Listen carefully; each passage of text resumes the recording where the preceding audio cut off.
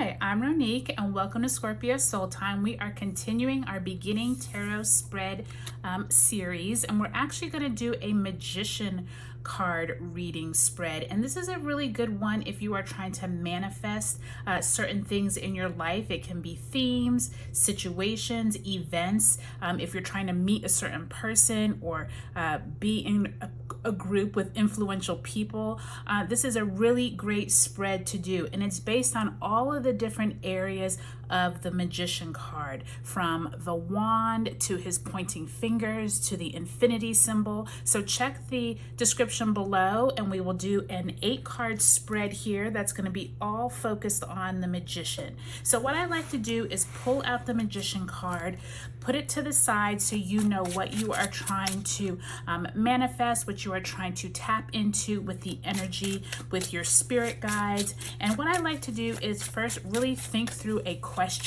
of what it is I am trying to manifest. If it's for someone else, you would have them think of a question or a theme. What is it they are trying to harness within themselves? Because the magician is, you have all the tools you have already.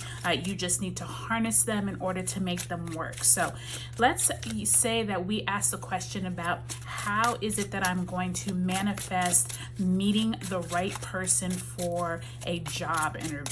Okay, so that's going to be our example. So we're going to shuffle cards, then I usually like to split the deck into 3, and then let's put the cards in their order that we are going to read them. So you have position 1, position 2, position 3, position 4, 5, 6, 7, and 8. And what I'm going to do is make sure that you can see everything in the camera. So let's pull it out a little more and scoot everything so you can see it. And look in the description box below. It will show you what each position is for, but I will also go through them with you one by one, okay? So this is position 1, 2, 3, 4, 5, 6, 7, and 8, okay? So position 1 is going to be, where do I receive my power? And these cards are really thin, so sometimes I can't pick them up very good. So this one is going to be position 1. Where do I receive my power? And it's representing the magic wand that he has in his hand. And you can see here for the judgment card, this is going to be all about where is it that karmic cycles have come into your life or whomever you're reading for. Where is it that you need to look back on your life and say, okay, where can I take this position? Where is it that I'm trying to harness that energy of, meeting someone, reading the right person, maybe, starting to apply online? Have I already done that? What is it that I've already done? Have I done my due diligence? So that would be that number 1 position for where do I receive my power. Position number 2 is going to be the pointing finger. And this is like, where do I direct my power? And I think this is really fitting with the Fool card, right? It's the beginning of your journey, right? That's where you direct your power. Wherever your journey is beginning for this job process or job hunting process, the Fool is representing beginning that process, starting anew. You're kind of naive. You could fall. The little dog is telling you could fall. Pay attention. But this position is definitely like, where do I direct my power? Position 3 is going to be the infinity symbol. How do I keep positive energy moving? And how fitting is the Emperor, one of the most powerful rulers in the deck, right? This is exactly what you want to see with the infinity symbol. Is like, how do I keep myself positive, motivated? Remember, the Emperor is that Aries energy. How do I keep myself motivated to keep wanting to go out there, look for a job, look for the right people who are going to hire me, attract the right people, right? So this is for the infinity symbol of how am I going to keep that momentum up? Am I going to talk to my angels? Am I going to work out every night? Am I going to meditate, 15 minutes a day? So that would be position 3. How do I keep positive energy moving? Okay, so for position 4 is, or card number 4, tools on the table. So this is going to be that cup, that sword, that wand, and that pentacle.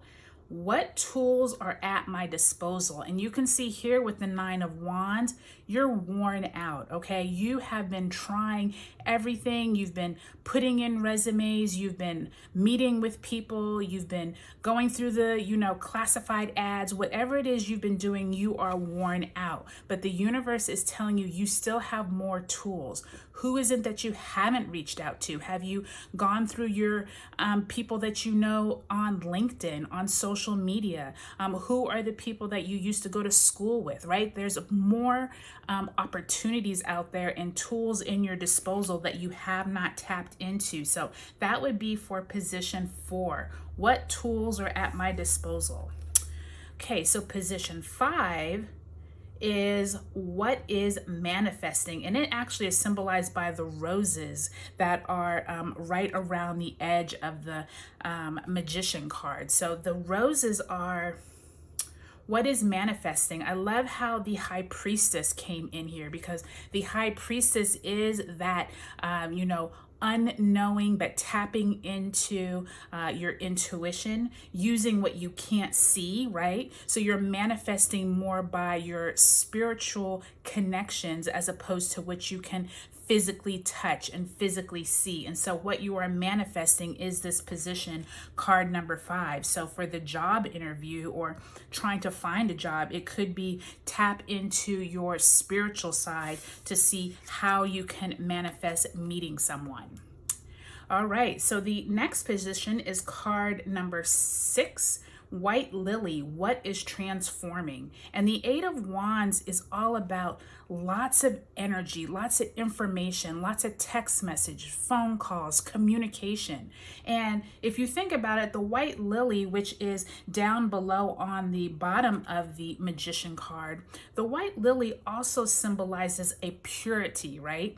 It is also about something transform or something moving into almost like a different state, but from a pureness. And I think that communication is always that kind of piece where you're trying to figure out where is it that you can connect to those who maybe you haven't talked to before, but also since it's also dealing with communication and purity, it may be instead of talking yourself out of, I don't know if I want to do this, or I don't know if I want to reach out to such and such. Maybe it's about just going back to the bare basics, the bare minimum of like, okay, let me make sure that my resume looks good. Let me make sure that I've actually exhausted all of just the very simple, pure symbols of myself and representing myself. Like, have a good, headshot of myself. Those are all simple things with that purity that I feel like would be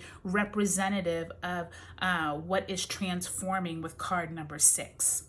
All right, and so then position 7 or card number 7 is what is reborn. And it is actually the snake belt that the magician is wearing over his robe.